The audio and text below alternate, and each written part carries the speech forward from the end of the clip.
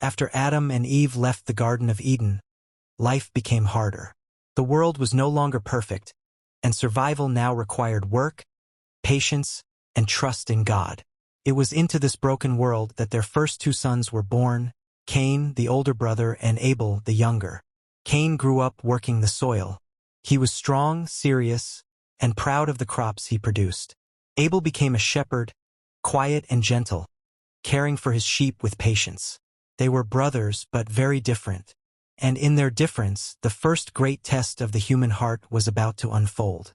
When the time came to worship, both brothers brought offerings to God. Cain brought fruits from his field. Abel brought the firstborn of his flock, the very best he had. God accepted Abel's offering, but he did not accept Cain's. That moment changed everything. Cain's face darkened. His heart burned. And God spoke to him gently but firmly. If you do what is right, you will be accepted. But if you choose the wrong path, sin is waiting at the door. You must rule over it. Cain heard the warning and ignored it. Instead of mastering his anger, he let it master him. One day, Cain invited Abel into the field, away from their parents, away from anyone who could stop him. And there, the first act of violence between human beings took place. Cain rose up and killed his brother.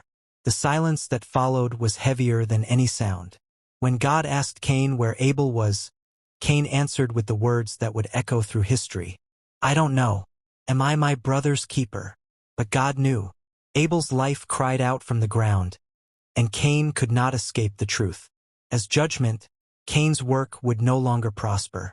The land would resist him. He would become a restless wanderer. Cain feared for his life, but even in punishment, God showed mercy. He placed a mark on Cain so that no one would kill him. Cain walked away, carrying both his guilt and God's protection. Abel's life was short, but his faith spoke louder than his death.